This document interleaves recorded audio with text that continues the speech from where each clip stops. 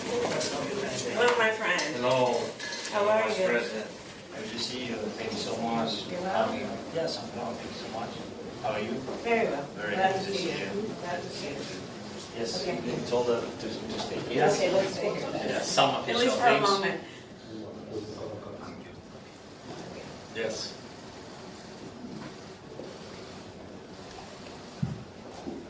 Okay, then let's see.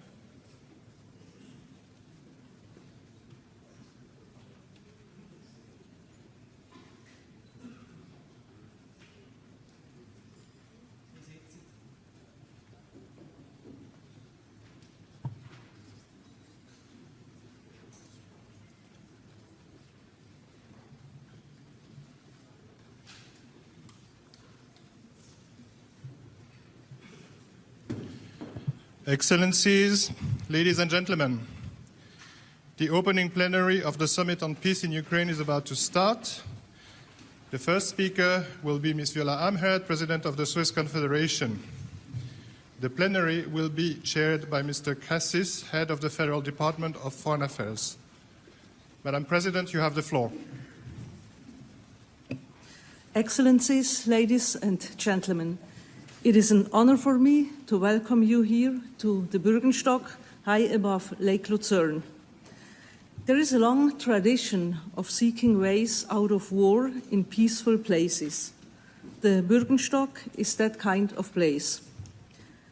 Though its beauty is in sharp contrast to the reason for this summit, the mountains serve as a reminder that it takes many steps to achieve ambitious goals. Our goal is to inspire a process towards a just and lasting peace in Ukraine. Of course, we are aware that there is a long path ahead of us. We are under no illusion that we will reach a conclusive understanding at this summit. But we can come closer to reaching such an understanding word by word, proposal by proposal, step by step. Excellencies, ladies and gentlemen, the past 28 months have made it clear that the war in Ukraine has far-reaching repercussions for international order, for those in the areas directly affected by the hostilities, and for the lives of millions of people around the world. We all have an existential interest in ensuring that international relations are based on rules and on respect for international law and human rights. Switzerland is a partner for peace and dialogue. As a neutral country, we look back on a long tradition of solidarity and good offices. The harmonious coexistence of nations isn't just a noble objective.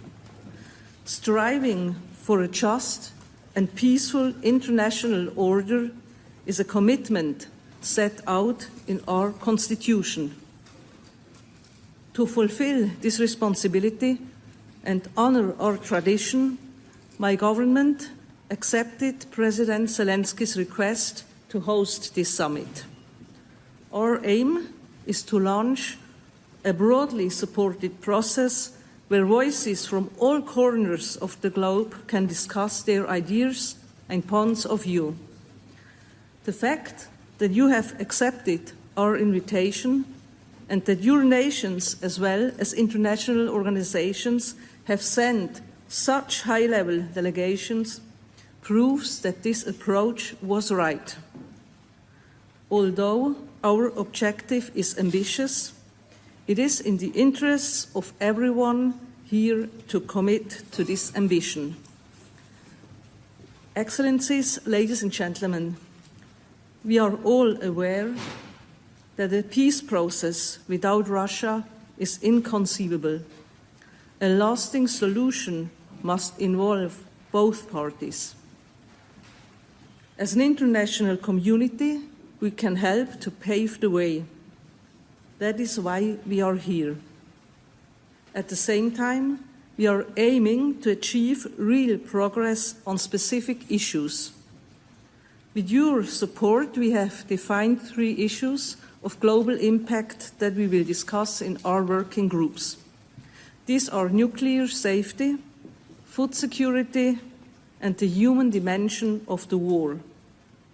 Our most important goals for this weekend are to inspire a process leading to a framework for a comprehensive, just, and lasting peace for Ukraine based on international law and the UN Charter. To develop a common understanding on how to take concrete steps towards such a framework.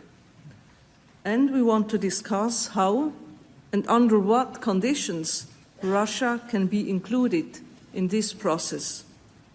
It is essential that so many of us use this summit to to express our support for a peaceful process, for a process beyond any armed hostilities.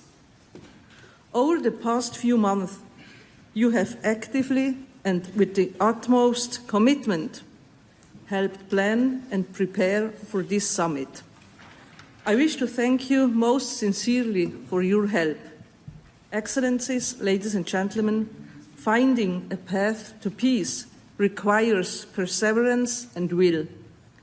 It requires effort on all sides. We can only achieve the ambitious goal of this summit if we pool our strength and come together, even in areas where our positions differ. Here on the Bürgenstock, we will all be making that first crucial step. It is up to us to make sure it is followed by a second. Thank you very much.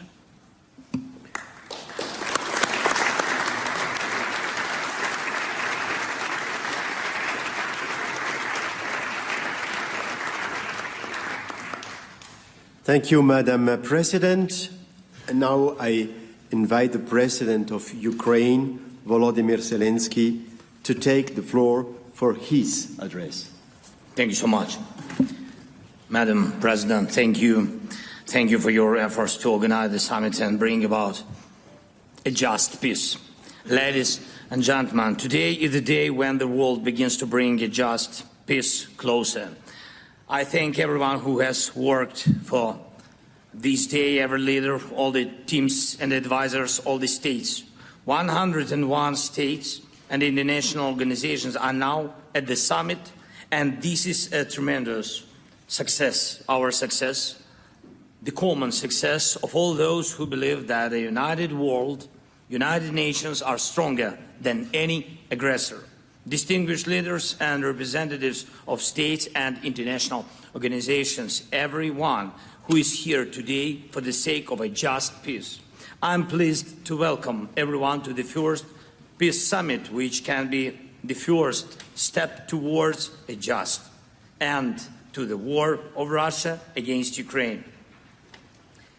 And when we end it justly and fairly for Ukraine on the basis of international law, then every nation in the world will be able to count on the same justice and fairness, on the same effectiveness of the UN Charter with regard to its rights. And then these words will once again have their full power. We, the peoples of the United Nations, determined to save succeeding generations from the scourge of war, which twice in our lifetime has brought untold sorrow to mankind, and to reaffirm faith in fundamental human rights, in the dignity and worth of the human person, in the equal rights of men and women, and so important of nations, large and small, and to establish conditions under which justice and respect for the obligations arising from treaties and other sources of international law can be maintained. These are the first words of the UN Charter, but they are also the words that describe the essence of the peace formula, which became the basis of the Peace Summit and encouraged all parts of the world and different nations with equal respect to participate in our joint work. The Peace Summit, our unity here proves that the very idea of international law remains alive and effective. Your presence here proves that the UN Charter and the basic conventions are not a formality, but the real foundations of coexistence among peoples. Our principles are clear. No one had the right to wage a war of aggression against a neighbor and undermine one of the basic principles of the UN Charter, the territorial integrity of states. No one had the right to threaten the world with nuclear weapons. No one had the right to undermine food, energy, or any other security of the world and its regions. No one had the right to kidnap the children of another nation. No one had the right to undermine peace. We are able to ensure the effectiveness of such principles. These are globally important principles. And I am grateful to you, distinguished leaders and representatives of states and international organizations, for proving that the world may not fall into total war anymore. The war Russia unfortunately brought to us, to Ukraine, to our homes, to Ukrainian cities, our villages, and hundreds of them were unfortunately completely burned by the Russian bombs, artillery, and missiles. Putin has taken the lives of thousands of our people. Why? Because he wants to take over a neighboring country. I do not wish this to anyone. I sincerely wish that all of you, all the peoples of the world, every child, every family could simply live without war. And I want this for all Ukrainians. Ukraine had the right to peace, just like all of you. Ladies and gentlemen, we must stop this war based on the UN Charter, respect for international law, the just interests of the Ukrainian people, and the idea of the undeniable value of human life, not war.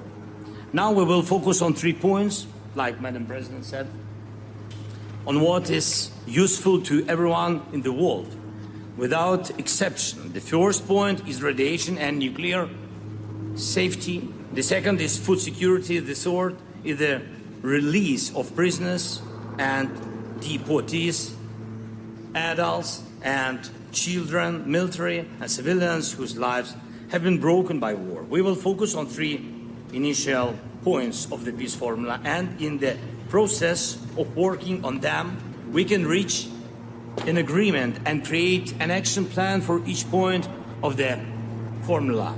Therefore, this inaugural peace summit includes 3 panels where each participating country can show its leadership. The peace formula is inclusive, and we are happy to hear and work on all proposals, all ideas, what is really needed for peace and what is important to you, dear friends. I urge all of you to be as active as possible, and I'm proud that all parts of the world, all continents are now represented at the Peace Summit. We have managed to avoid one of the most terrible things, namely the division of the world into opposing blocs. Here, there are representatives from Latin America, Africa, Europe, Middle East, and Asia, the Pacific, North America, and religious leaders.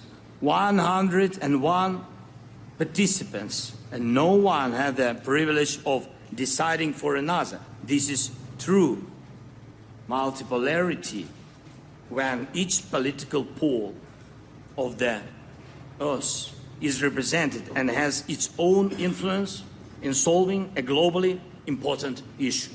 No one doubts that the global majority wants to guarantee all aspects of security, including nuclear and food security. The majority of the world definitely supports the principle of territorial integrity of states, sovereignty of nations, and equality in relations between peoples.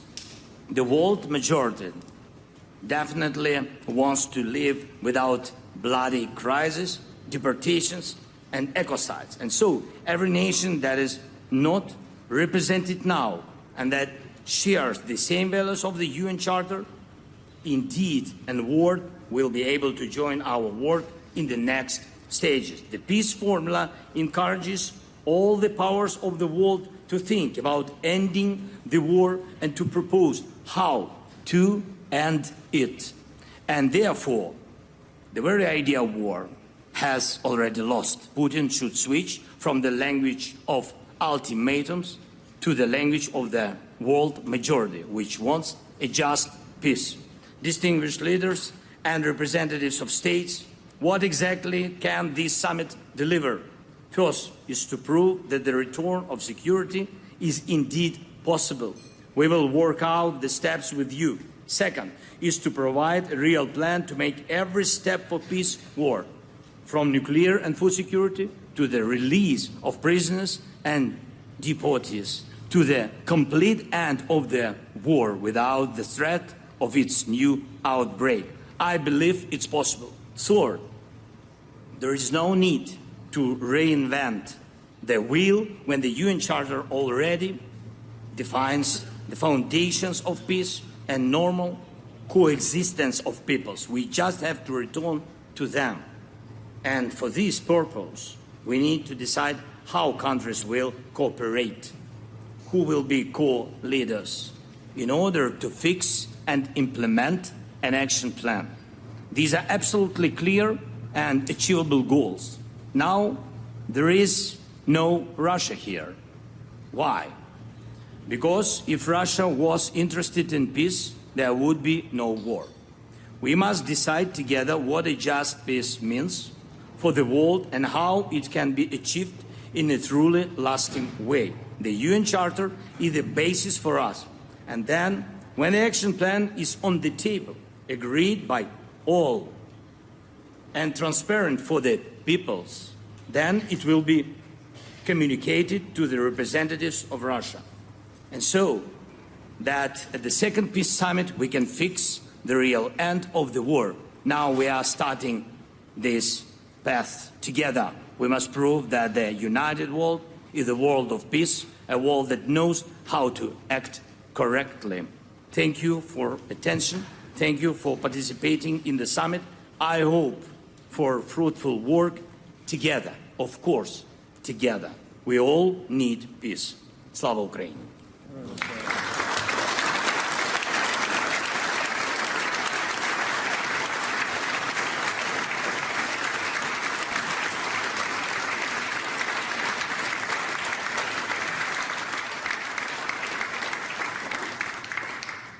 Thank you, Mr. President. Now I'm pleased to hand over the floor to the Vice President of the United States of America, Kamala Harris. Thank you. Thank you, President Ahmed and President Zelenskyy, for hosting this summit. It is my honor to be here with all of the leaders today. I first met President Zelenskyy in February of 2022, just 5 days before Russia invaded Ukraine. An outrageous attempt to subjugate a free people and an attempt to wipe a sovereign state off the map. On that same day, I addressed the Munich Security Conference and made clear that the United States of America is a steadfast supporter of the principles that people have a right to choose their own form of government. Nations have a right to choose their own alliances. There are inalienable rights governments must protect. The rule of law must be cherished. Sovereignty and territorial integrity of all states must be respected. And national borders should not be changed by force. And nearly 2.5 years later, I am here to reaffirm the commitment of the United States to these principles and our unwavering commitment to support the people of Ukraine as they defend themselves against Russia's brutal aggression. As I discussed with President Zelenskyy earlier today, President Biden and I have made clear over the past 3 years we are committed to uphold international rules and norms, to defend democratic values and stand up to dictators, and to stand with our allies and partners. This approach has provided for our security and prosperity for generations, and it continues to do so today. This approach makes America strong, and it keeps Americans safe. And this approach bolsters global stability. Russia's aggression is not only an attack on the lives and the freedom of the people of Ukraine. It is not only an attack on global food security and energy supplies. Russia's aggression is also an attack on international rules and norms and the principles embodied in the UN Charter. Russia is a permanent member of the United Nations Security Council. Nevertheless, for nearly 2.5 years, it has shamelessly violated the core tenets of that charter. If the world fails to respond when an aggressor invades its neighbor, other aggressors will undoubtedly become emboldened. It leads to the potential of a war of conquest and chaos, not order and stability, which threatens all nations. President Joe Biden and I will continue to support Ukraine and continue to impose costs on Russia. And we will continue to work toward a just and lasting peace based on the principles of the United Nations Charter and the will of the people of Ukraine.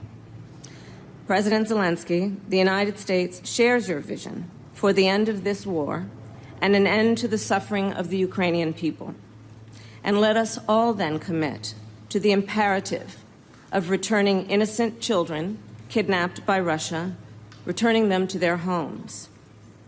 Let us also agree a practical benefit of the work of this peace summit is to increase global food and energy security. And let nothing about the end of this war be decided without Ukraine. By contrast, however, yesterday, Putin put forward a proposal.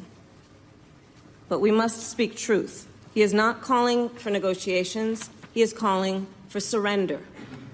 America stands with Ukraine not out of charity, but because it is in our strategic interest. We stand with delegations from more than 90 nations who also have a strategic interest in a just peace in Ukraine. Among us, no doubt, exists a diverse range of views on many of the global challenges and opportunities we face. We don't always agree. However, regarding Putin's unprovoked, unjustified war against Ukraine, there is unity and solidarity in support of international norms and rules. For President Joe Biden and me, it is one of our defining missions to uphold the international rules-based order, to defend it, strengthen it, and promote it. And no doubt it must be a priority for us all. Thank you.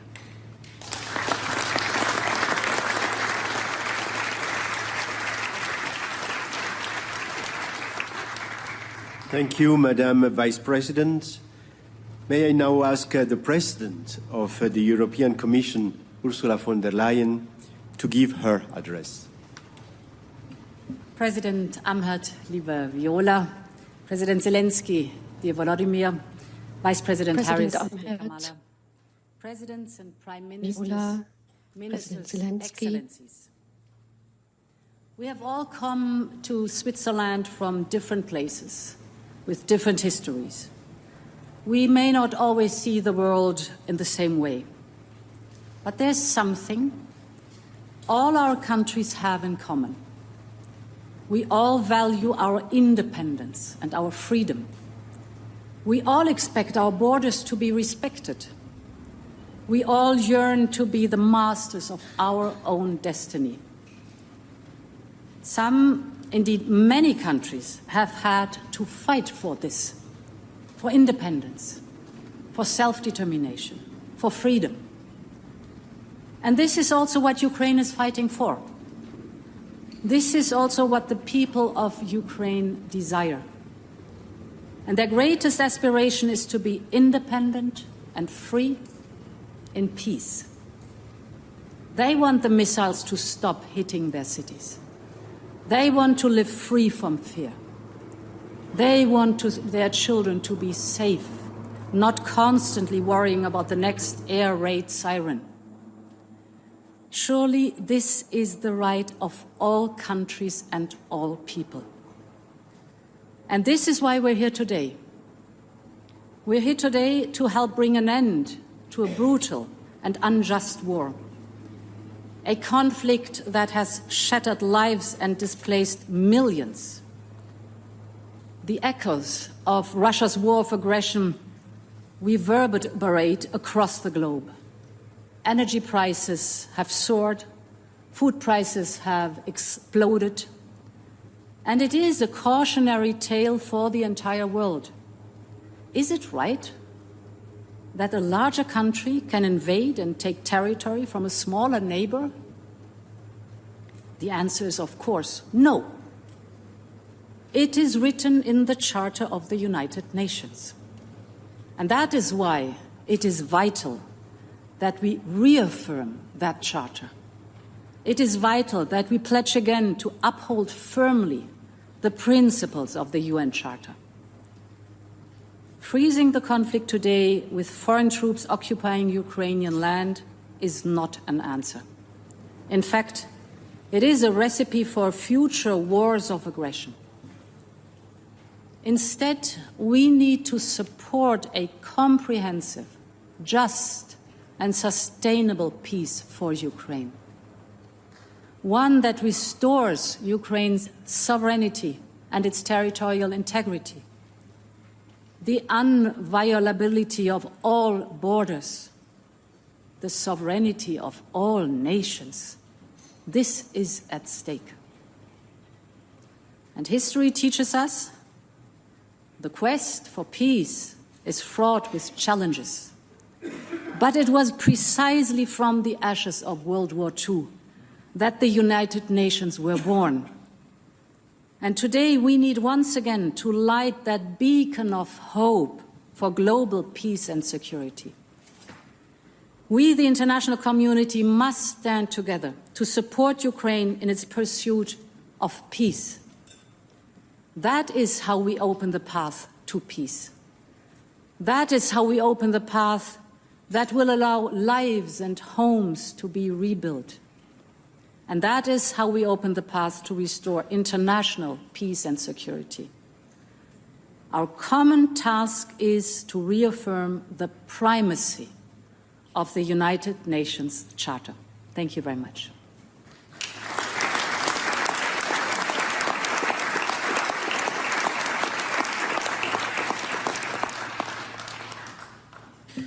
Thank you, Madam President.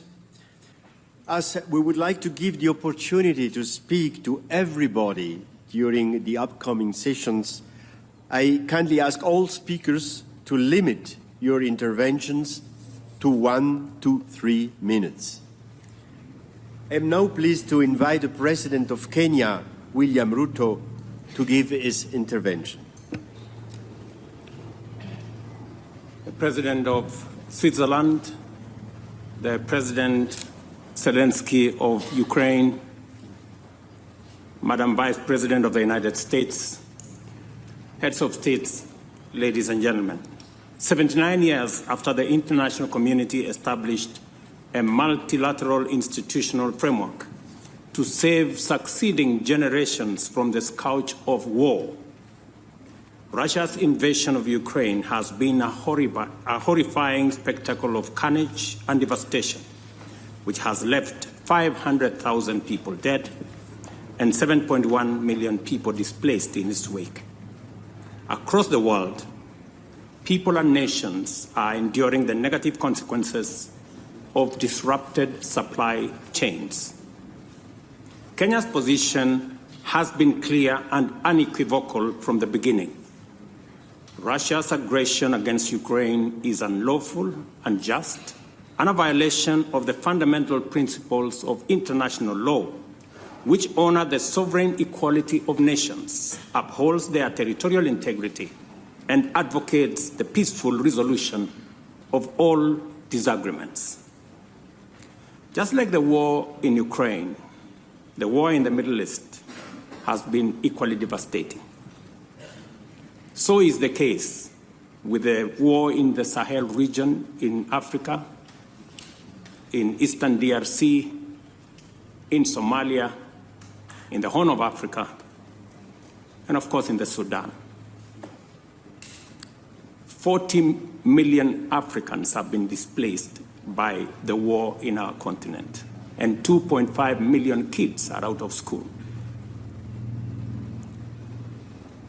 This state of affairs speaks volumes of global leadership, and especially the peace architecture at the United Nations, and more specifically, the gridlock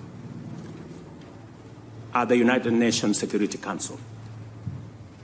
Today, a farmer in Kenya, in rural Kenya actually, knows there is war in Ukraine for two reasons. Number one, he paid more for his fertilizer, and number two, his fertilizer came late. Let me also say this peace summit is a historic step in the right direction. For the first time, we have convened to talk about peace in Ukraine and not war in Ukraine. Secondly, a commitment to peace makes certain fundamental concessions inevitable. This summit should not be a meeting of just friends. This should be a meeting of both friends and foe.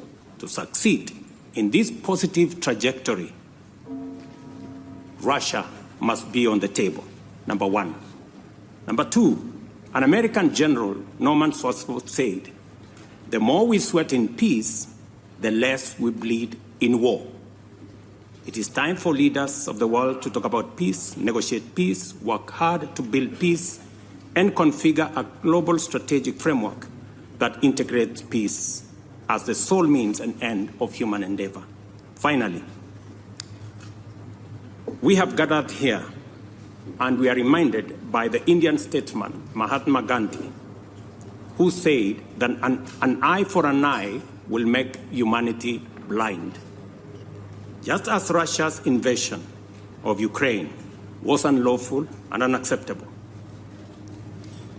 the unilateral appropriation of Russia's assets is equally unlawful, unacceptable, and a derogation from the UN Charter, especially for those of us who believe in freedom, justice, and democracy, and the rule of law. As we embark on this journey to resolve conflict in Ukraine and throughout the world, it's time for parties to the war in Ukraine to demonstrate good faith, abandon intransigent attitudes, and soften their positions. I thank you. Thank you. Thank you, Mr. President. I am delighted to hand over the floor to the Chancellor of Germany, Olaf Scholz.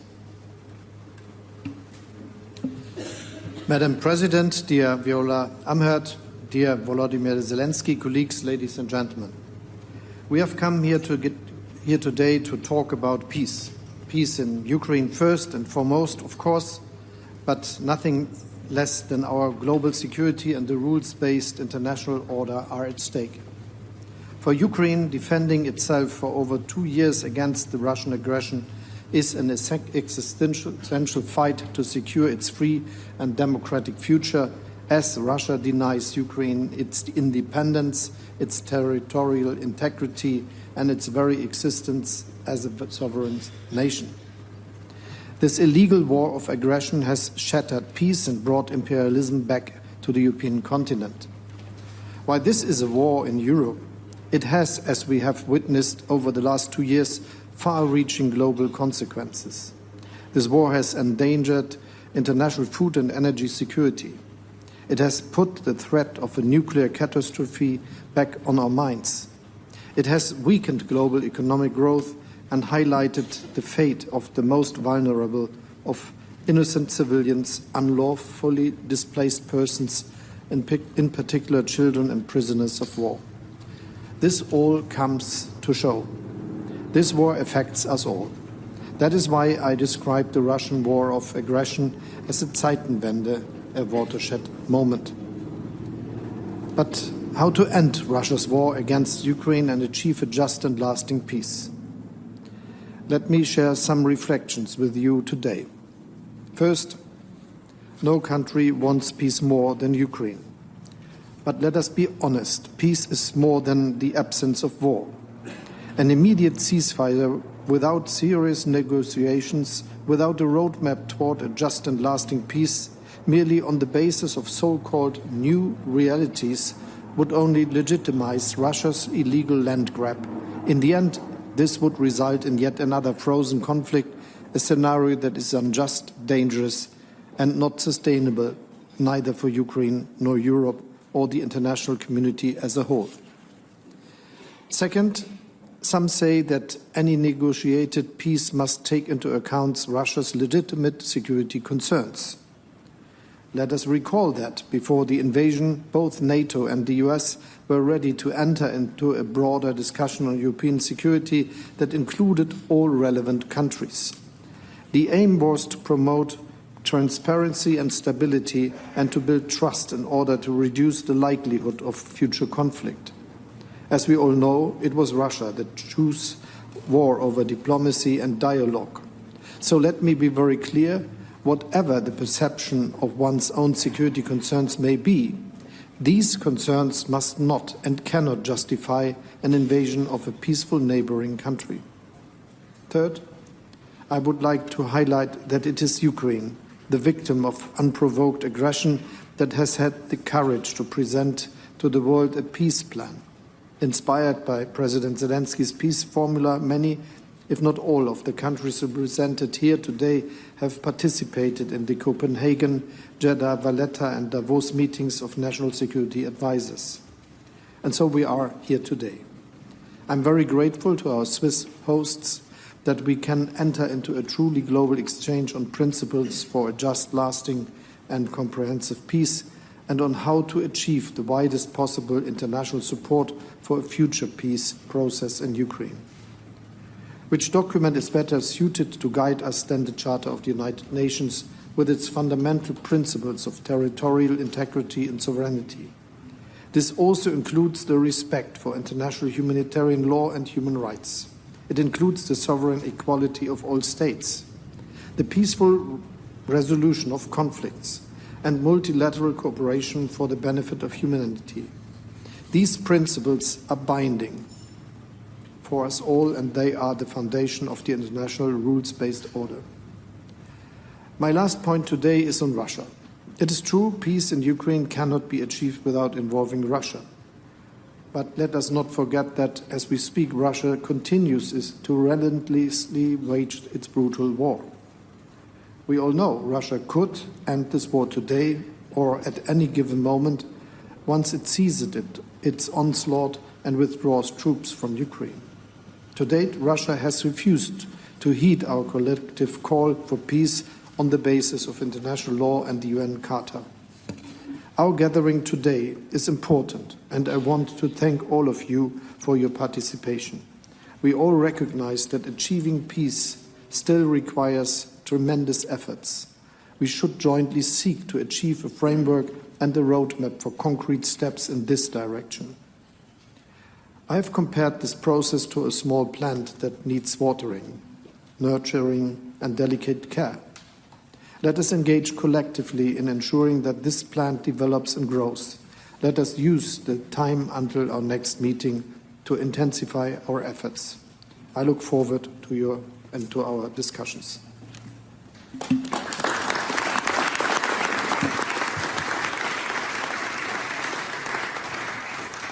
Thank you very much, Chancellor. I am now pleased to invite Prime Minister Sheikh Mohammed Al Thani from Qatar to share his thoughts. Madam President Viola Amr, Sir President Zelenskyy, Excellencies, I would like to begin by extending my appreciation to the Federal Republic of Switzerland for hosting this summit towards seeking peaceful solution to the Russian-Ukrainian conflict. Amidst an international climate of conflict, the importance of continuing to call for a ceasefire and striving to find a peaceful solution is clear now more than ever. In this context, I renew the State of Qatar's call on all parties to comply with Charter of United Nations and international law, respect the sovereignty and territorial integrity of states, to uphold our collective commitment to settle international disputes by peaceful means, and to refrain from threatening to or resorting to the use of force. Ladies and gentlemen, the State of Qatar has strived to keep channels of communication open in order to work on addressing the humanitarian repercussions of this conflict. With this in mind, and at the request of our Ukrainian friends, Qatar hosted talks in Doha with the participation of both Ukrainian and Russian delegations in order to discuss the reunification of Ukrainian children with their families in Ukraine. These efforts have been welcomed by Russia and have so far resulted in reunification of 34 children with their families, and our efforts continue to reunite many more. Under our Health and Recovery Program, we have hosted these families in Doha to provide a comprehensive care for them and their children. Esteemed guests, since the beginning of this conflict, the State of Qatar has strived to support international efforts to address the worsening humanitarian repercussions and protect civilians through multiple pledges to support health, education, and food security initiatives launched by Ukraine. Internationally, we played a key role in alleviating the global energy crisis arising from this conflict, working to maintain supply quantities and price stability in global markets by rapidly increasing our LNG exports to European countries. Excellencies, amidst this global context of conflict and disasters, international cooperation is vital now more than ever. I look forward to the discussions that will result from this summit in the coming days and to exploring suitable mechanisms that will ensure the participation of all parties in a constructive dialogue towards achieving a peaceful solution in accordance with international law and Charter of the United Nations. Thank you.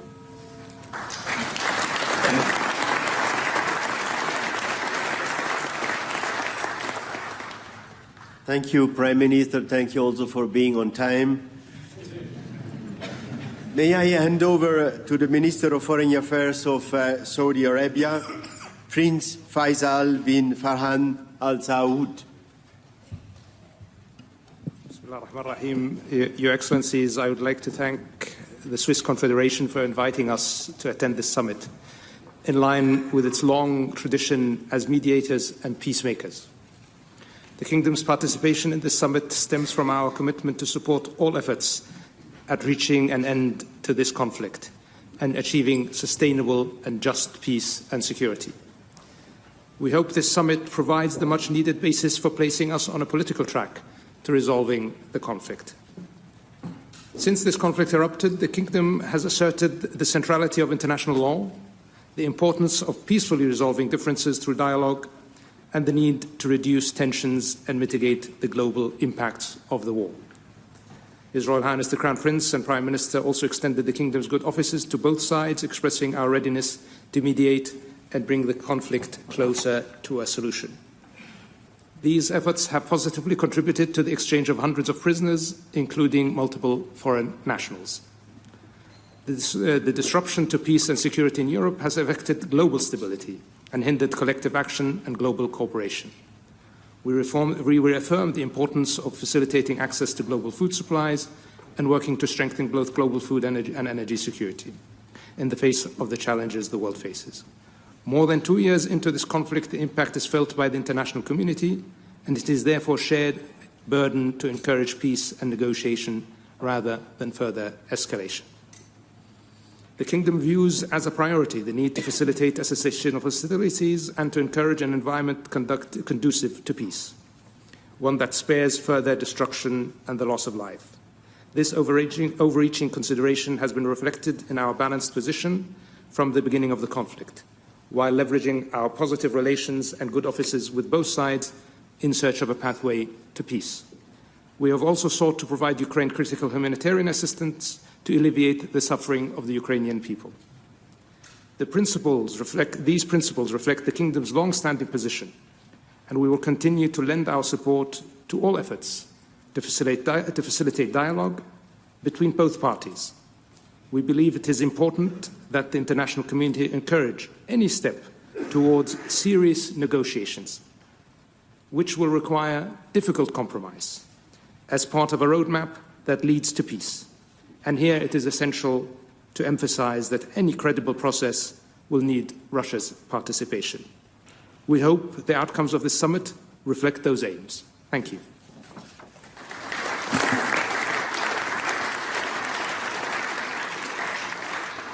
Thank you very much, Minister. It is my pleasure to ask the Prime Minister of Japan, Fumio Kishida, to give his address.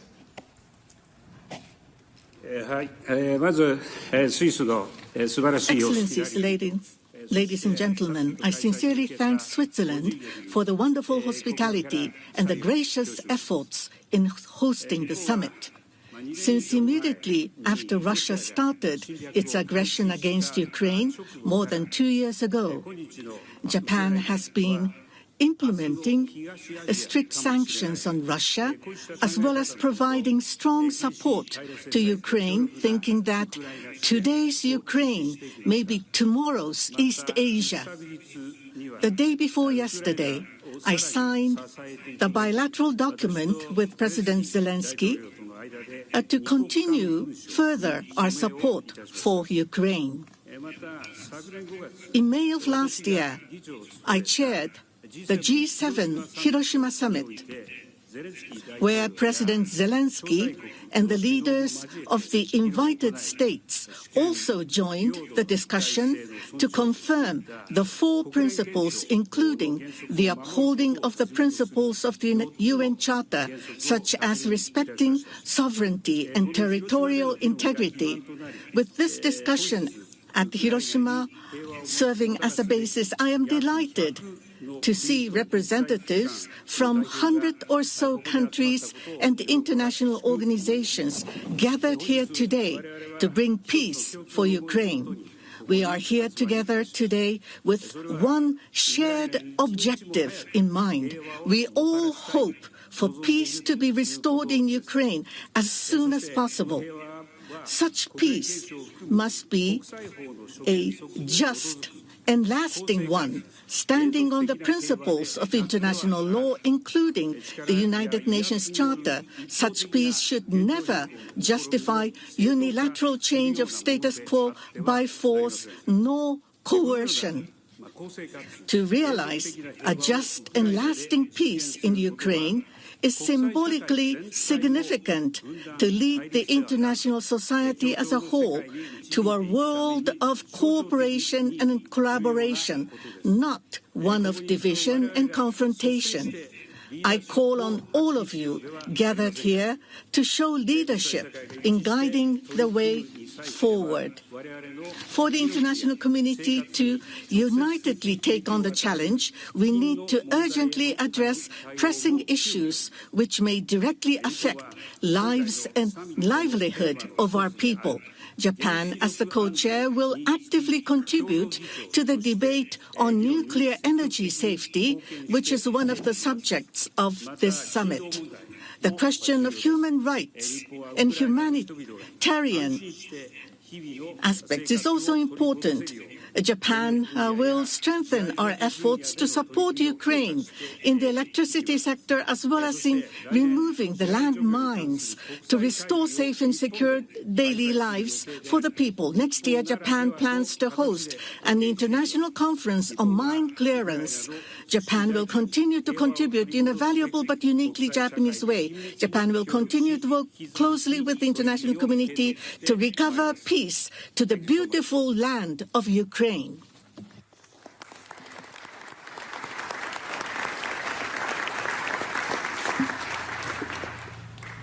Thank you, Prime Minister.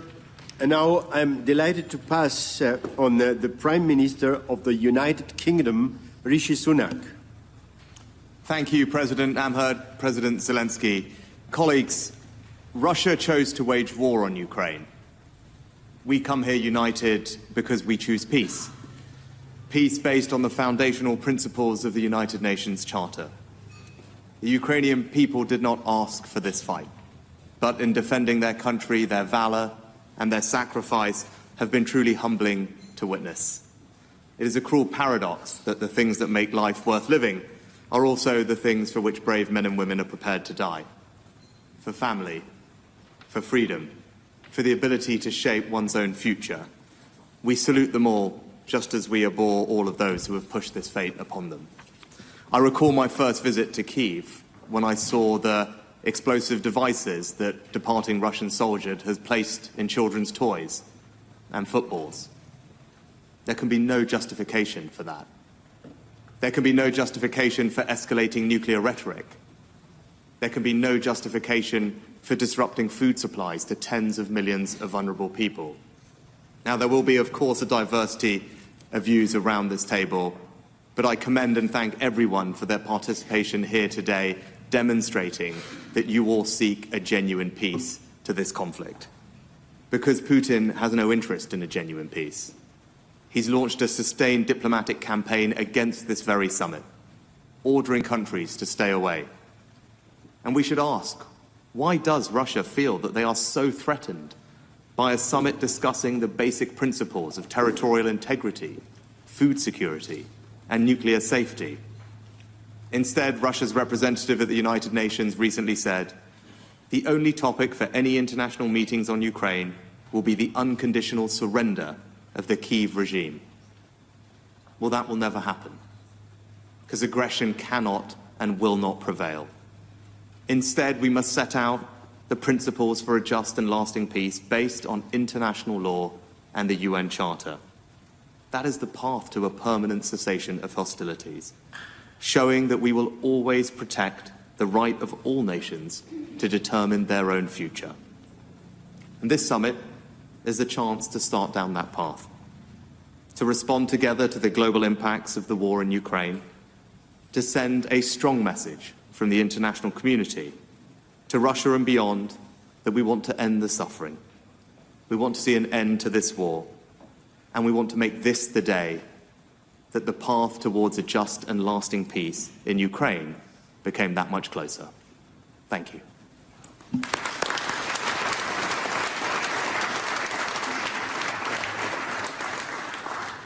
Thank you, Prime Minister.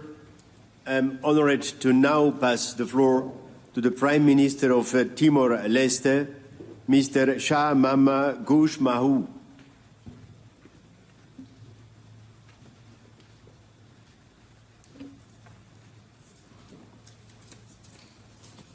Excellencies, thank you for giving Timor-Leste the opportunity to share our perspective. I would like to thank Her Excellency Viola Amherd, President of the Swiss Confederation, for inviting me to this Peace Summit. I will keep my intervention brief, focusing on a message that I humbly ask you to bear in mind as we discuss the pathways forward to bring peace to Ukraine and its people. Timor-Leste profoundly understands the suffering faced by the Ukrainian people as a result of the ongoing conflict. We also experienced the invasion and occupation, and our people still carry the haunting memories of the war, which still remain all too vivid for us. From our experience, we learned that we could not put an end to a war which was being supported by Western nations, the same countries that used to speak of the importance of international law and the rules-based order. What kept us determined to continue to fight and die was the hope that after the war we would live in a new world order that was being promoted at the time. But unfortunately, after 24 years of war and now being independent, what we see is a world of disorder with even more conflict than before. Excellencies, international law is the foundation of global peace and order. However, it must be applied uniformly to every nation, and all states must abide by it. Today, we continue to see the selective application of international law. We see some nations oppose occupation in one country, but not in another.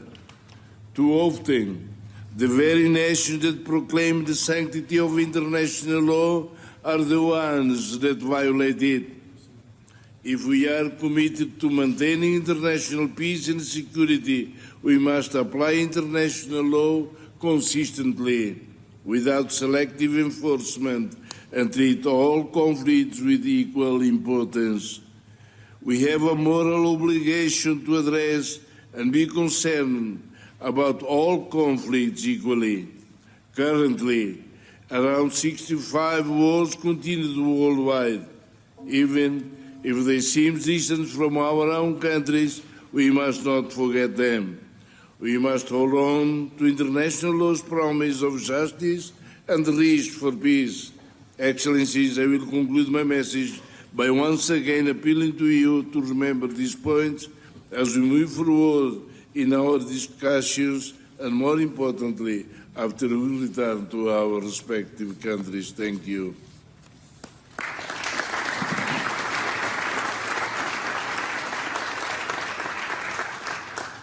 Thank you very much, Prime Minister. Now I invite the President of Ghana, Nana Akufo-Addo, to take the floor. Excellencies, I speak to you today at a seminal moment in our collective pursuit of peace and justice. We're gathered here with a shared mission to seek a comprehensive, just, and lasting peace for Ukraine, grounded firmly in the principles of international law and the United Nations Charter.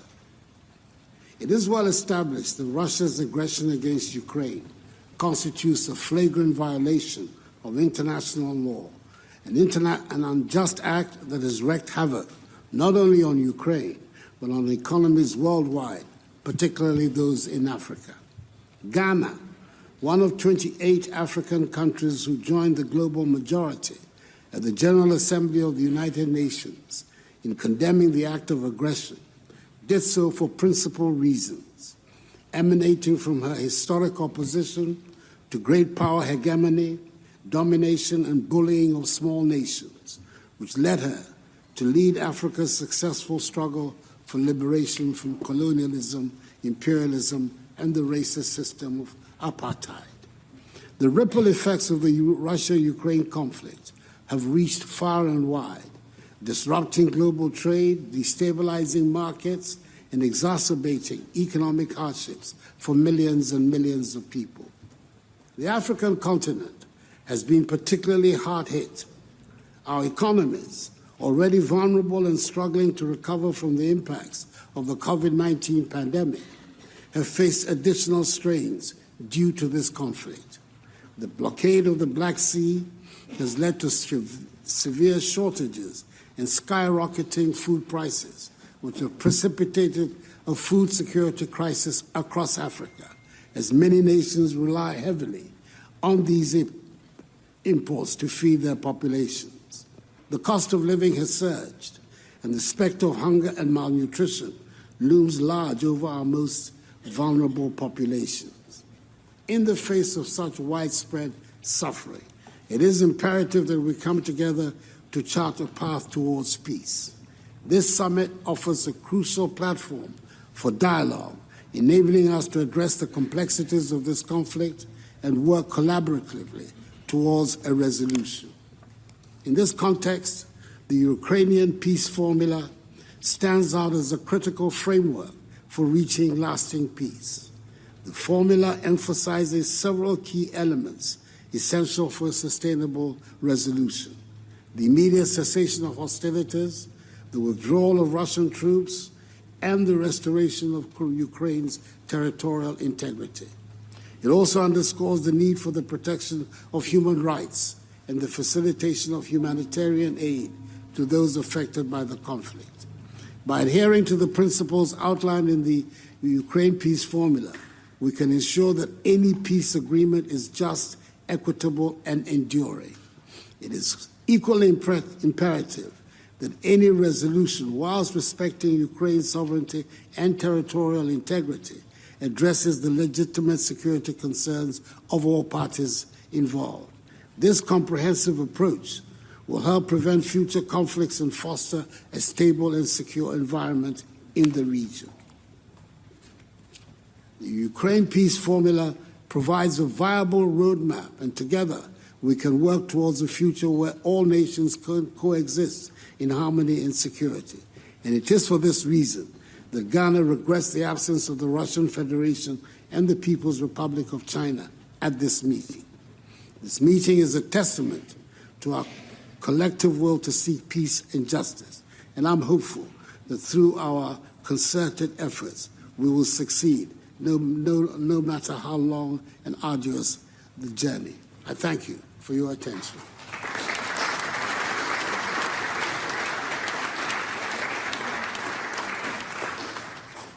Mr. President, thank you very much. May I now hand over to the President of Spain, Pedro Sánchez. Let me begin by thanking Switzerland for hosting this summit of peace in Ukraine. More than 2 years have gone by since the beginning of Russia's military aggression, a clear violation of international law and the principles of the UN Charter, including those of sovereignty, independence, and territorial integrity. I want to pay tribute to the heroism and resilience of the Ukrainian people and its government in the defense of their country. Spain will continue to support Ukraine for as long as necessary, because one thing is clear in this conflict: there is an aggressor, which is Putin, and there is a victim, which is the Ukrainian people. In every conflict, we must defend the victim and stop the aggressor. We are addressing today some of the global consequences of this conflict: the dreadful humanitarian crisis, the worsening of the pre-existing global food crisis, particularly damaging the most vulnerable, and the fear of a nuclear catastrophe that we thought we'd never experience again. Spain has engaged actively with policy and resources to try to mitigate them. But there is another important consequence of this war, which is the impact on the international order. It might be tempting to blame others, such as the West or NATO, for this war. Russia may claim that it has security concerns about the situation in Europe and that these concerns are legitimate. However, some basic rules must apply in any case in order to maintain the peaceful coexistence among nations. There are quite simple rules, like one country cannot invade its neighbor, it cannot annex the territory of other country by force, food is not a weapon, nuclear threats are unacceptable. If we do not act according to these rules and we do not strongly defend them, there is no international order. Chaos would lead our world under the rule of those who are the strongest. And this is just not acceptable. Today, in this important meeting, we must send a very clear message that we gather around core values, like the respect for each and every country's sovereignty, independence, and territorial integrity, that international law and international humanitarian law always apply and must be respected all times. These are universal principles that need to be strongly upheld in a coherent and consistent manner, in every place, at every time, and no matter the actors involved. Principles are principles, and therefore they are not negotiable. This must also be the basis of a just and lasting peace in Ukraine. Any solution that validates an aggression or a violent annexation will not last. It will only lead to a more unstable and dangerous world. We hope that this meeting will help build that consensus from which a future solution can be discussed with all relevant actors, including Russia. It is time that we deliver the just and lasting peace that Ukraine and the world deserves. Thank you.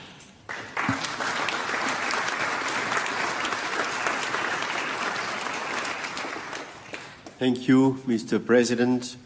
As next speaker, may I call the Prime Minister of Croatia, Andrej Plenković. Thank you very much, Madam President of the Swiss Confederation, Mr. President of Ukraine. First of all, thank you for having organized this global summit on peace in Ukraine widely attended and well planned.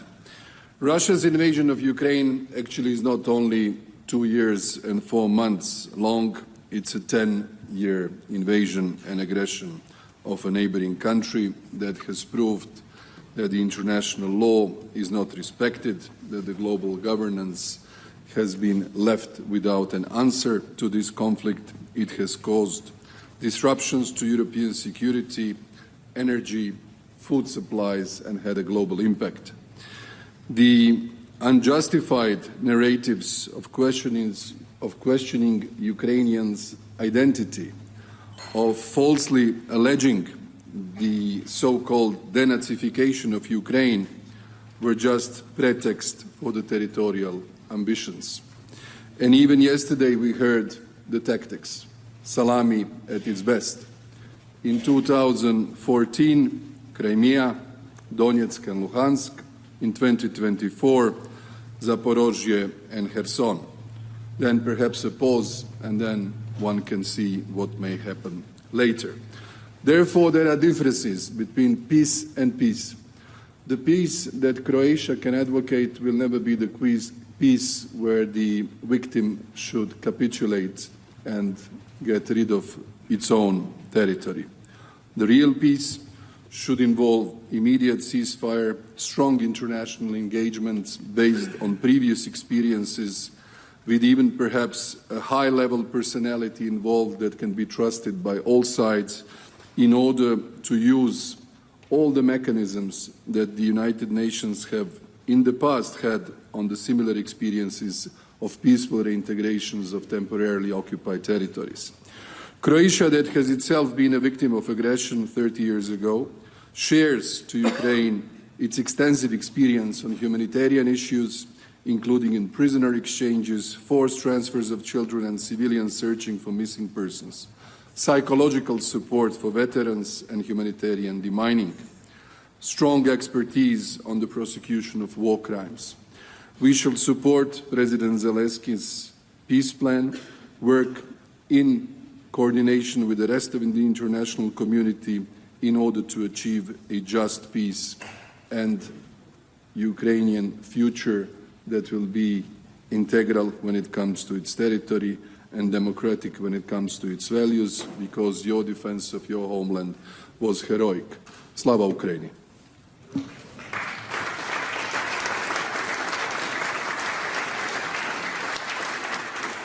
Thank you, Prime Minister. As next speaker, may I invite the President of Georgia, Salome Zurabishvili. Mrs. President Hammered, President Zelensky, the war not in but against Ukraine has been ongoing for over 800 days. 800 days of losing innocent lives, devastation, economic destruction. 800 days when Ukrainians have been fighting for the freedom and the territorial integrity of their country, but also for the freedom and security of Europe at large, and beyond that, for the ideals of democracy and for sustaining, maintaining or restoring the rule of law. My country, Georgia, can only share the plight of the Ukrainian people that we have experienced in our turn. Before Bucha, there was Abkhazia, is the title of a film. And yes, before the war against Ukraine, there was a war against Georgia, not once, but many times. And before the occupation of territories in Ukraine, there was the occupation of territories in Georgia. So my country can only share the concern for the human devastation that Ukraine is living through, the forced transfers of children. My country can only share the concern for the instability and confrontation that Russia has brought to the Black Sea instead of cooperation and connectivity, which we are all thinking about militarization of the Black Sea when Russia is planning to open a new additional military naval base in the territory of Georgia in the region of Abkhazia. My country can also only share the concern about nuclear safety, having experienced the effects of the Chernobyl disaster. For all these reasons, we can only share the conviction that this war against Ukraine has to cease and has to give way to peace in Ukraine and to peace in Europe. And that can only happen if and when, beyond the initial steps that should be designed today, when Russia realizes that it has borders as any other state, and that it has neighbors as any other state, and that international community, new architecture of security can only exist when the big countries, the large countries, and one of the largest ones recognizes its neighbors, respects its neighbors and their territorial integrity. Slava Ukraini.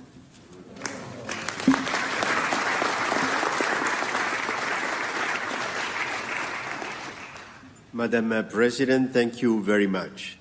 Now I invite the President of the European Council, Charles Michel, to give his contribution. Thank you.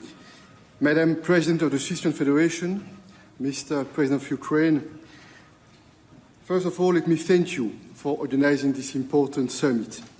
I would like to briefly focus on 4 points. First, international law and UN Charter must be the backbone for a just peace in Ukraine. No matter our continent, history, religion, or skin color, we all share the same guiding compass, and this is the UN Charter and its principles of sovereignty, territorial integrity, human dignity, and the right to self-defense. These principles are universal, and we must uphold them. Second point, this war has one aggressor, and this is Russia, and one victim, the people of Ukraine. And the people of Ukraine, they have the right to defend their children, their homes, and their communities. And it is our collective duty to protect a world based on laws that govern how countries should live together. This full-scale war is more than an attack on the security of Europe, on the idea of Europe. This is an attempt to drag us all back to a darker past, a world of nuclear confrontation, dramatic food insecurity with economic consequences. This war is an odious attempt to replace the force of law with the law of force, and we cannot give up. Russia's threats to use nuclear weapons are completely unacceptable and irresponsible. Russia's reckless actions are driving up the risk of a nuclear incident with consequences for the entire world, and that's why the EU strongly supports the work of the IAEA, Director General Grossi and staff on the ground. Third point, let's be absolutely clear. There is no room for double standards. International law must be protected always and everywhere, without any ambiguity, in Ukraine, in the Middle East, and everywhere in the world. This is our global responsibility. Lastly, a word about the future. Peace requires dialogue. Any future dialogue with Russia must be based on international law and UN Charter, and it's up to Ukraine to decide when it may be possible. This war is a direct attack on the global rules-based order. We need a global response. We all have a choice to make. Don't we let the world slide backward, or do we stand strong and go forward towards international law, fundamental principles, and UN Charter? We made our choice. The future is up to us. You can count on the EU. Slava Ukraini.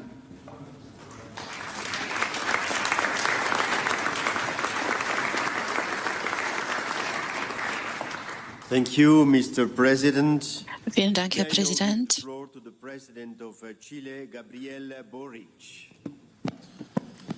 Thank you very much. Dear members of this summit, international stability and peaceful coexistence are, of course, essential for democracy and the sustainable development of nations. Chile, our country, is committed to the respect of territorial sovereignty. We firmly oppose the use or threat of force, and we believe that diplomacy and international law are the only legitimate means for resolving disputes. Consequently, Chile has persistently and vocally condemned Russia's war of aggression against Ukraine. We have advocated for the respect of human rights and Ukraine's sovereignty and territorial integrity, which are essential components of any lasting solution to this conflict. We strongly believe that the situation represents a serious violation of international law and human rights. These same principles, we must say, that are being disregarded by the Israeli government in Gaza. In the face of these blatant violations of international law, as Charles Michel just said, there is no room for ambiguity or indifference. We value the proposal circled for a joint declaration. It is significant that we reach certain commitments that allow us to lessen the effects and risk of war at this stage. We must be capable of bringing positions closer, no matter how difficult it may seem today, and that supposes bringing Russia to the table.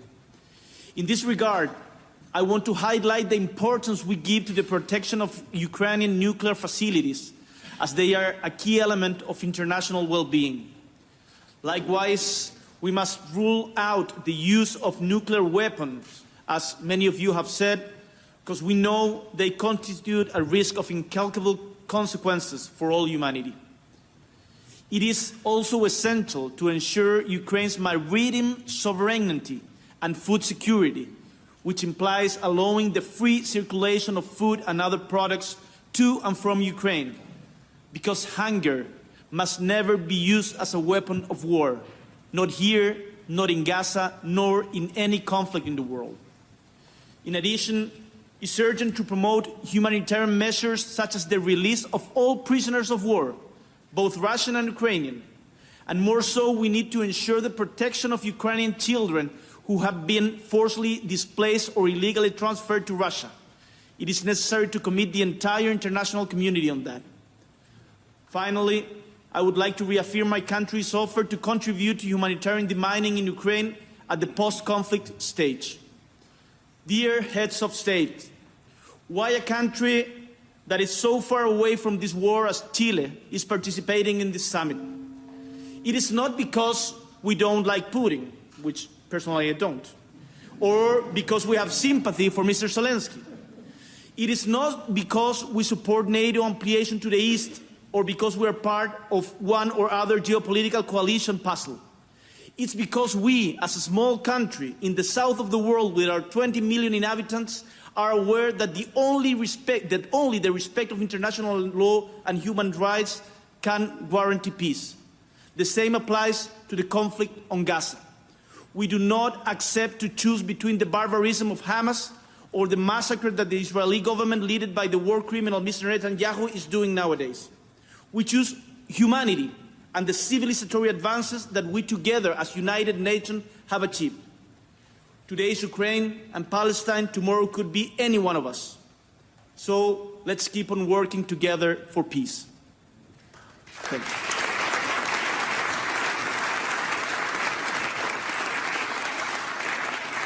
Mr. President, thank you very much.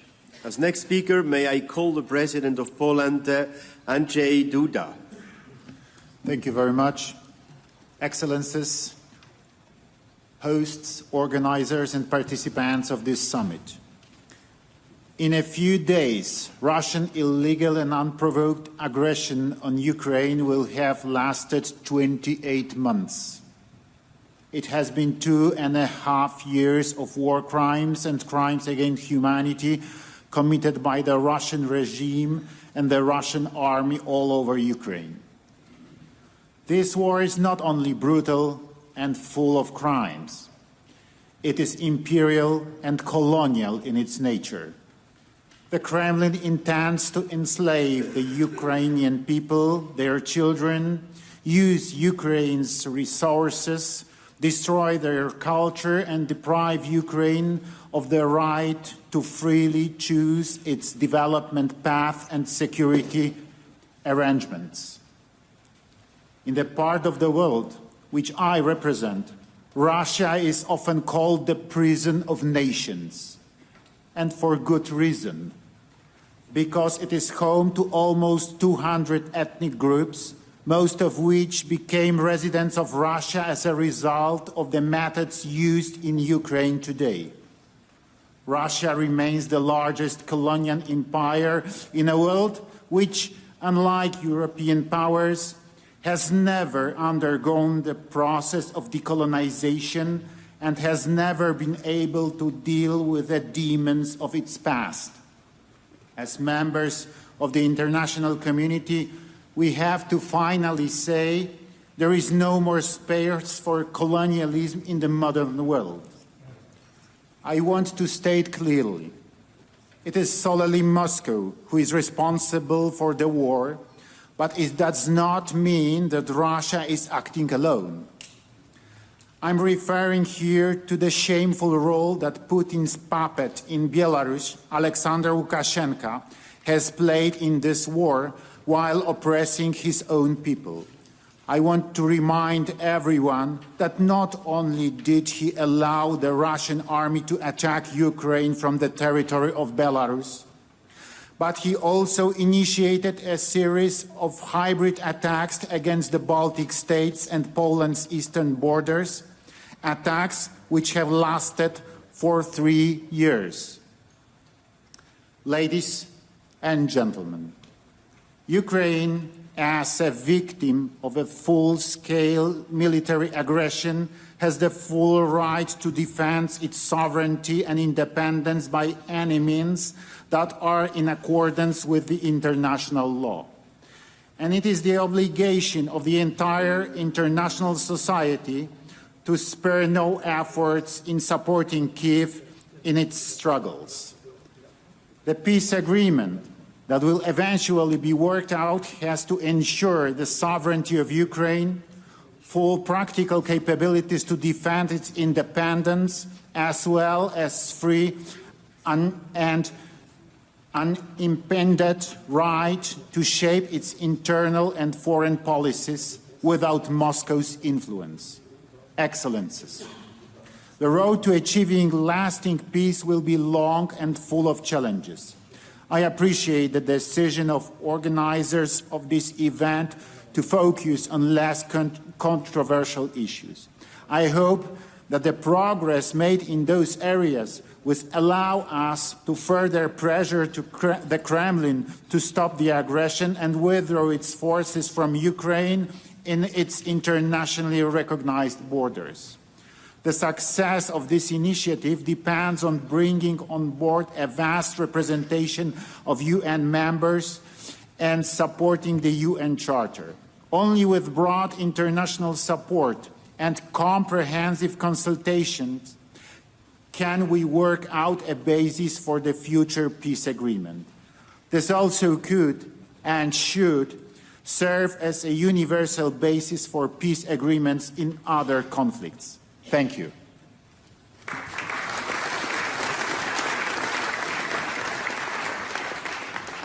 Thank you, Mr. President. And now it's my pleasure to hand over the floor to the President of Moldova, Maia Sandu. Distinguished audience, we're here today to talk peace. We all want peace, but what truly defines peace? We know for sure what peace is not. Peace is not capitulation to the aggressor. Occupation of parts or entire countries is not peace and can never be the foundation for peace. Does anyone here at this table believe that giving up parts of your countries can truly bring about lasting peace? Peace must be defended by all of us. We must forge a world that is strong and cohesive and that actively supports nations like Ukraine in their quest for peace and security. Today, I stand before you to reaffirm Moldova's unshaken commitment to the restoration of peace in Ukraine and in Europe, a peace that respects Ukraine's sovereignty and territorial integrity. We might have limited resources, but we have a strong desire to help. Moldova has taken important steps in line with Ukraine's peace formula. On food security, we facilitate grain exports from Ukraine to global markets, particularly important for countries where food security remains a pressing concern. On humanitarian measures, we have welcomed hundreds of thousands of refugees and joined international efforts to free abducted Ukrainian children. On justice, we have joined the Council of Europe's Registry of Damages to ensure Russia pays reparations. Equally important, we're building resilience so that we can preserve stability at home and be a strong and supportive neighbor to Ukraine, with whom we share 1,200 kilometers of border. Our own journey, however, is not without challenges. Hybrid attacks, coordinated by Russia and its proxies, continue to test us, attempting to undermine our democracy and interfere with our sovereign choices in the upcoming elections. But we have never been more determined to prevail. We understand the stakes at hand: our peace, our freedom, the future of our children. Ladies and gentlemen, peace cannot be bottled within borders. It must be fostered and spread. Therefore, the enlargement of the European Union, a fundamentally peace project, is the best investment in lasting peace and stability on the European continent. In closing, let me be clear. Ukraine's peace is Moldova's peace. And in this interconnected world, global peace cannot exist without it. Only by standing together across continents can we secure a peaceful future for all. Slava Ukraini!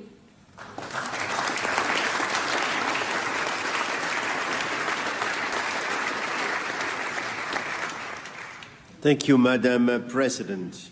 May I now request the President of Finland, Alexander Stubb, to share his view. Thank you very much, Mr. Chairman, ladies and gentlemen. In order to stick to my 3 minutes, I'll make 3 quick points. The first one is that I think there are quite a few cynical people outside of this hall and thinking, is there any point in having a summit on peace? And to them, I think the simple answer is to say that, as a matter of fact, if you don't talk about peace, you can't achieve it. And the mere fact that we have 60 heads of state government here, that we have 100 countries, I think is an achievement in and of itself.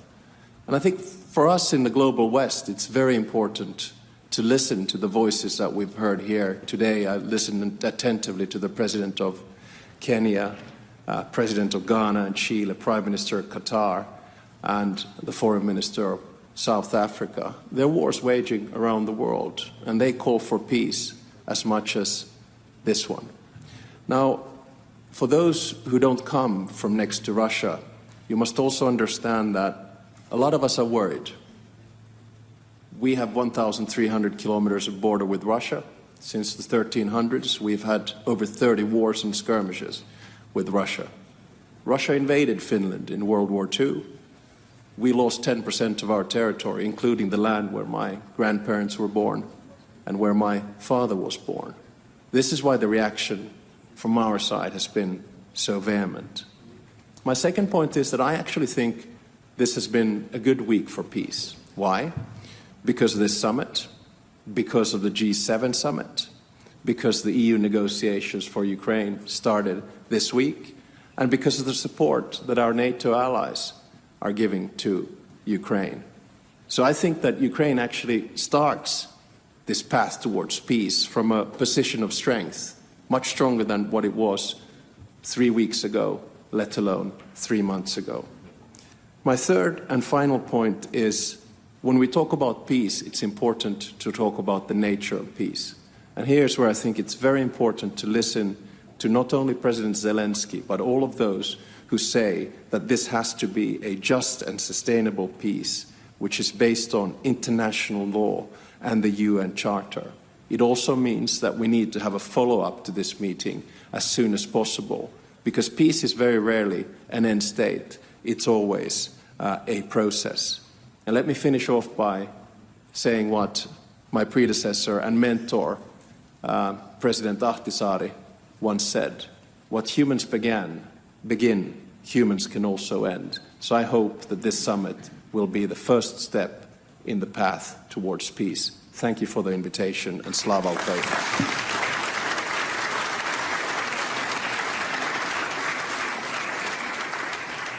Thank you very much, Mr. President.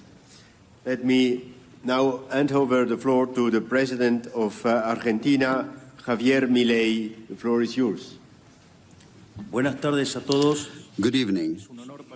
It is an honor for me personally, after Argentina, to participate in this peace summit organized by President Zelenskyy, with whom we have forged a close bond. We Argentinians are well aware of the value of peace and democratic coexistence as guiding principles of life and society. And that is why I want to express my thanks for the invitation to this event. On behalf of the Argentinian people, I wish to express our utmost support to the people of Ukraine and to our friend President Zelenskyy, since as defenders of the ideas of freedom, we condemn any form of violence, even between individuals, but in particular, we reject war as an illegitimate mechanism to settle conflicts between nations. War, tragic by nature, can never be the answer to problems that must be resolved in the political sphere. War is not a legitimate tool for resolving conflicts. War is the last resort of a people that must defend itself. Nothing more, nothing less.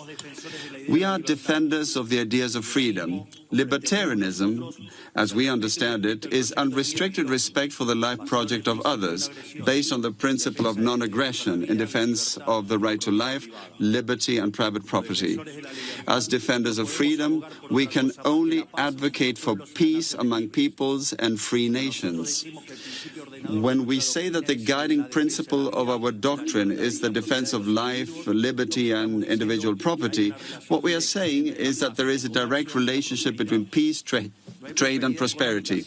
There is no economic prosperity without free trade, and there is no free trade without peace. And free trade naturally promotes peace, because as Bastiat said, where goods cross borders, armies don't. Or as Milton Friedman used to say, I may hate my neighbor, but if he doesn't buy my product, I will go bankrupt. As I'm a firm believer in the philosophical alignment between libertarianism and peace, I make this brief plea today. As these ideas seem to have fallen out of fashion, I believe it is an important step for us from Argentina to have first been at the G7 summit and to now be here at this peace summit. It is part of the major change we are making as a country after decades of turning our back on the world. There is a new Argentina that once again embraces the ideas that 150 years ago made it one of the most prosperous countries in the world. And there is also a new Argentina that seeks to regain the leading role in the concert of nations that it once had and that it should never have abandoned. You can rest assured that Argentina will always be committed to defending the ideas that made the West great, and that for us, peace among free nations is not only a moral duty, but the necessary condition for prosperity. Thank you.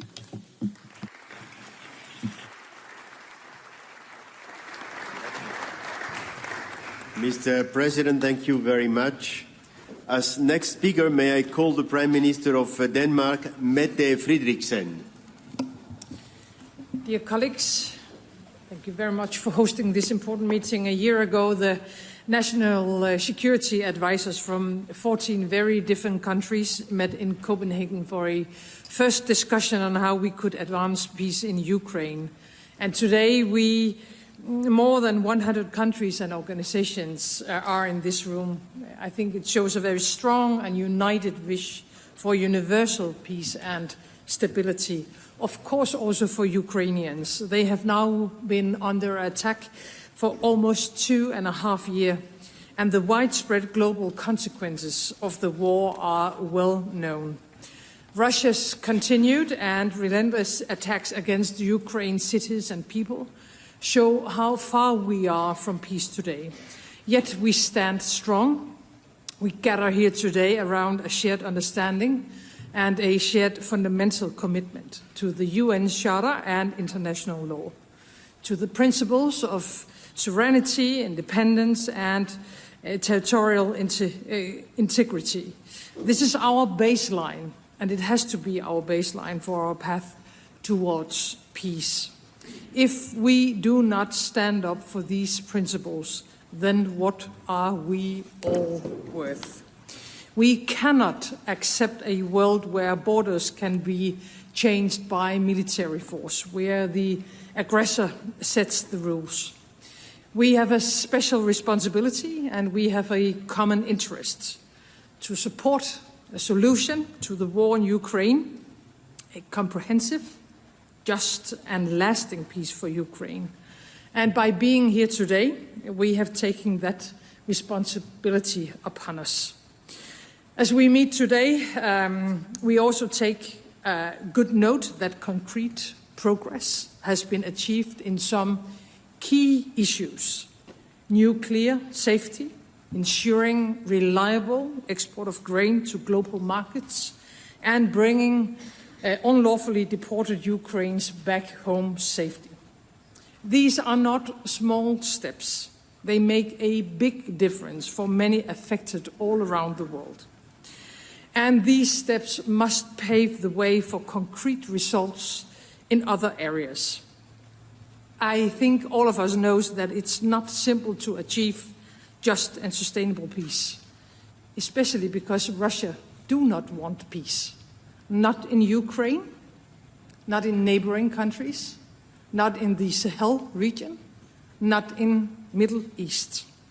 And therefore, thank you for inviting us today. We have to continue to talk to each other. We have to listen cross continents to find the concrete solutions and to move forward together. Thank you.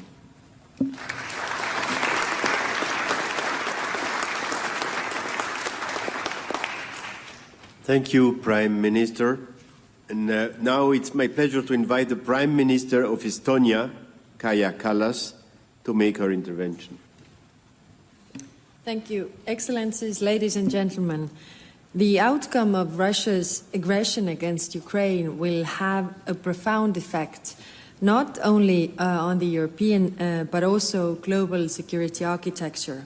Principles such as sovereignty, territorial integrity, discrediting aggression as a tool of statecraft are the most important elements. They must at all costs be preserved. Hence, it is critical that these principles are also upheld in case of Ukraine. That is why I'm concerned to hear about the so-called peace plans or initiatives that don't even mention these principles. These are the core principles of the UN Charter, the principles that form the basis for securing peace globally. We should be very careful not to leave an impression that some topics and principles, such as especially Ukraine's territorial integrity, are somehow secondary to others. They clearly are not. Upholding these principles is the most important way towards a just and lasting peace. They must be at the core of any future peace framework. The Russian war of aggression against Ukraine has lasted for 10 years. For the bigger part of it, the world has ignored it. There was hope back then, and some are also hoping now, that territorial concessions to the aggressor would bring peace. This logic echoes the appeasement policies of the 1930s. However, rather than securing peace, the Munich Agreement emboldened Hitler, leading to further aggression and eventually the Second World War. History has proved that giving up territory for peace has too often led and will lead to further aggressions. To achieve peace, we will have to learn from our own mistakes.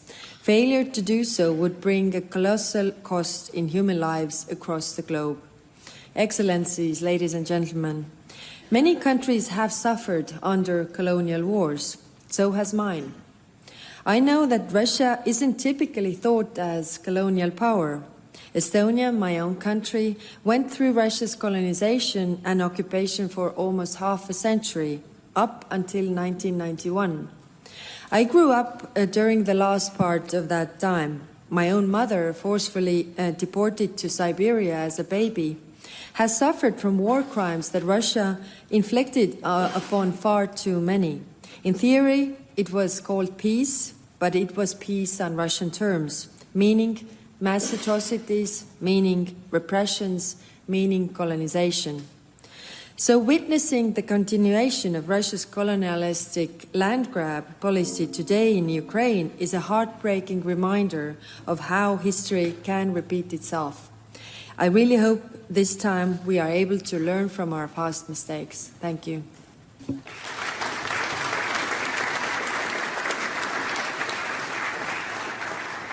Thank you, Prime Minister Kallas. May I pass the floor to the Minister for Foreign Affairs of Turkey, Mr. Hakan Fidan.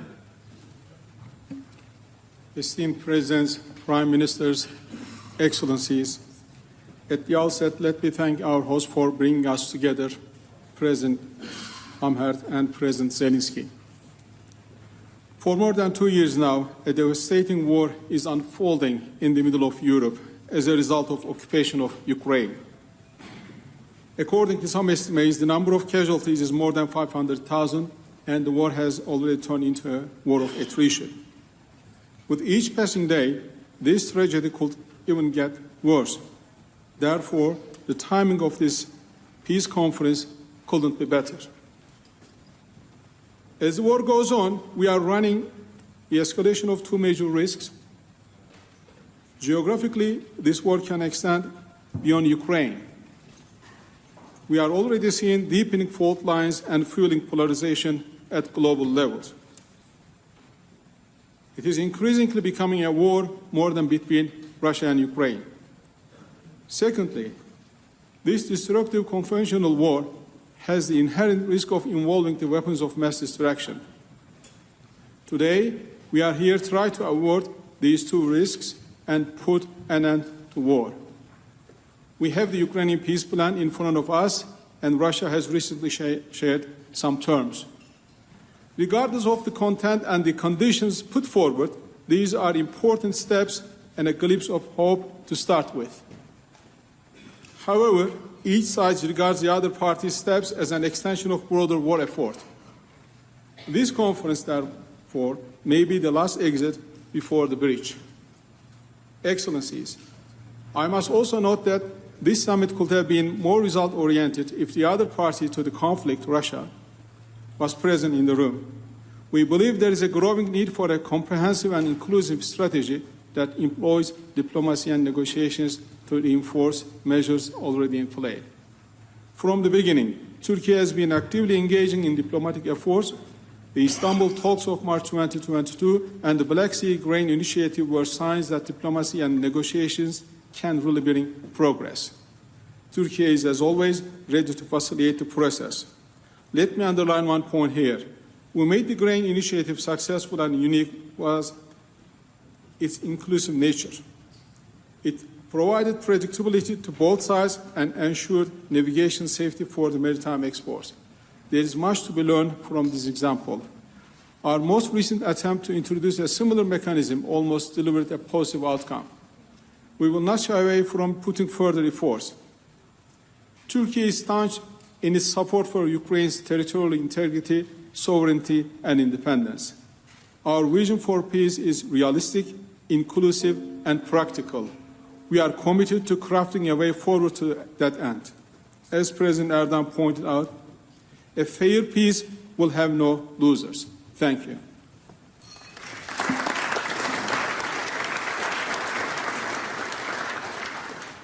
Thank you, Minister Fidan. I have now the honor to pass on the Deputy Prime Minister and Foreign Minister of Italy, Antonio Tajani.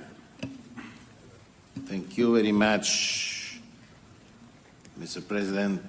Thank you for hosting us today here.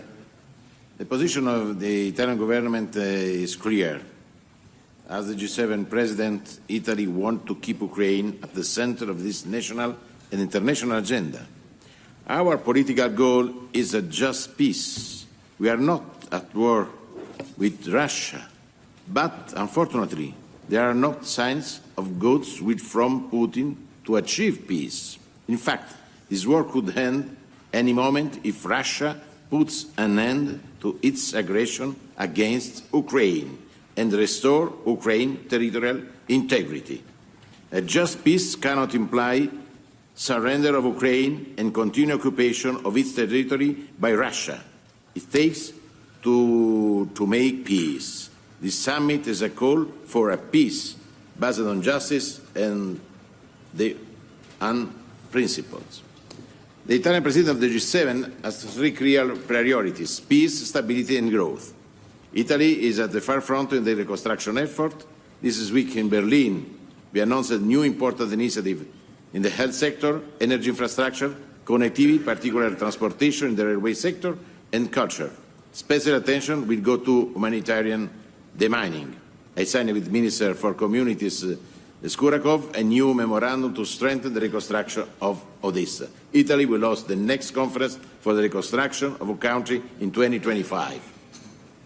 Today we are also to work together on three key areas for the future of Ukraine: nuclear safety, food security and release of prisoners of war, and the repatriation of deported Ukrainian children. This is an important point for us.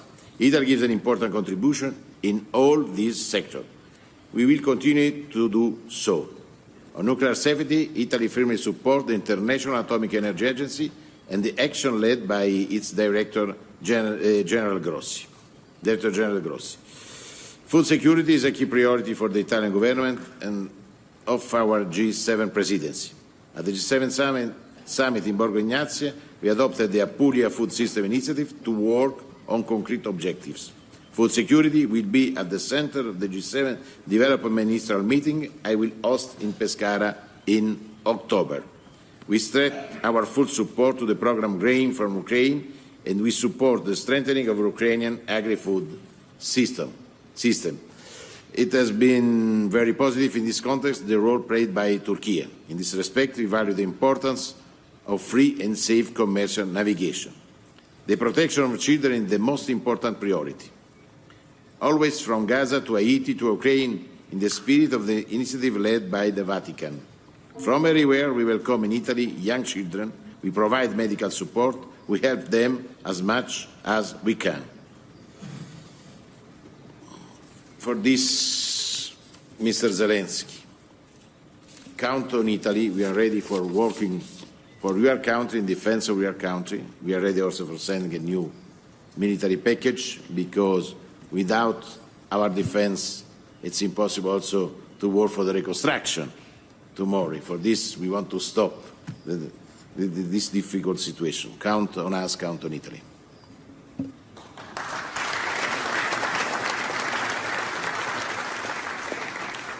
Thank you, Deputy Prime Minister. And finally, it is my pleasure to hand over the floor to the President of France, Emmanuel Macron. Thank you, Ignacio, Mr. Chairman. Mr. President, dear Volodymyr, dear colleagues, ministers, I think there is a lot of convergence, which is not a big surprise around this table today. But just three remarks, completely in line with what was said, and try to gather the key ideas. First, all of us are committed to build a sustainable peace. And as it was mentioned by several of you, such a peace could not be a Ukrainian capitulation. This is why the precondition is to help Ukraine to resist in such a situation to this aggression, because there is one aggressor and a victim. Second, it's clearly to reiterate the fact that nobody in this room is in war against Russia. But everybody wants a sustainable peace, meaning a peace respecting international rule and restoring Ukraine in its sovereignty. Second, this war is a global issue. And I think such a gathering, and I want to congratulate your presidency, is the best evidence of the fact that from all continents, people are here to support peace in Ukraine. Because what is at stake are our international rules and the possibility to have peace everywhere. Because in launching this war, Russia decided first to be an imperialist regime. So we have to strengthen the fundamental principle of the UN Charter and international law in order to make borders and sovereignty being respected. Second, Russia decided to be a revisionist power because we have to avoid the resumption of war everywhere where a power wants to revise recent treaties and to justify an annexion or an aggression by what the world was in the 19th or 18th century. Because just let's imagine 1 second for all of us around this table what would happen, but this is exactly what they are doing. So in such a context, this is a global issue for these reasons. On top of that, this war clearly affected all continents and global order because of the fact that our rules and our UN Charter is not respected, but because of the consequence of on food and stability and so on. My third point is that precisely this summit is a milestone to reiterate our attachment to the core principles of our international laws. And through the draft communiqué and remarks made by colleagues, nuclear safety and security, food security, humanitarian issues are three pillars where, through this conference, we gather leaders and countries from all the world in order to reiterate our view. I want to insist on the fact that now one of the key priorities clearly to secure the situation around Zaporizhzhia nuclear power plant and not to accept any complacency vis-à-vis the attacks targeting civilian targets and infrastructures as well in Ukraine. These are war crimes and are clearly a top priority at this moment, and I want as well to support fully the role of the International Agency for Atomic Energy. My last point is on top of all this initiative, a lot of leaders mention follow-ups. We will have the resolution adopted by the United Nations General Assembly on the Olympic truce. We don't see this truce as an obligation vis-à-vis Ukraine, and I want to be clear here, and I was clear with President Zelenskyy. This is clearly a call for Russia to cease its war of aggression and its attacks on civilians and civilian facilities. And a lot of religious leaders are taking very important initiatives in parallel. And I think increasing the pressure in this context to have a truce on the Russian side is extremely important. I suggest that in parallel, we build altogether a follow-up in order to enlarge the circle of countries joining our efforts, to avoid the big divide of the world and to avoid, I would say, the temptation of other initiatives and not to compete in terms of initiative, but just to have a follow-up, adding countries and not dividing the circle, and clearly to build what should be a set of key requirements of the global community that we could put on the table vis-à-vis Russia. And I think this is the best way to help Ukraine to build the framework of a sustainable peace, meaning a peace respecting international order. So I think it would be great if right after this initiative and this summit hosted by Switzerland, all of us coordinate in order to increase the outreach and work in that direction. I want once again, dear Ignacio, dear Viola, to thank you for this great initiative and obviously to reiterate our full support to President Zelenskyy and the Ukrainian people.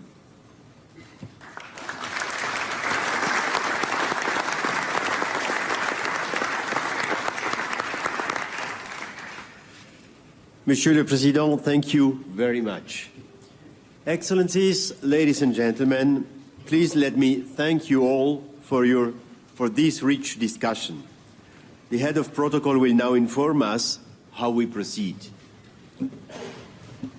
Thank you, Mr. Cassis. Excellencies, ladies and gentlemen, I kindly ask now all heads of delegation and heads of delegation only to stand up and proceed to the door, the main door of the room, and follow the liaison officer to the site of the family photo. Please, all other delegates remain seated until we are gone. Otherwise, it's going to be a chaos. So please, only heads of delegation.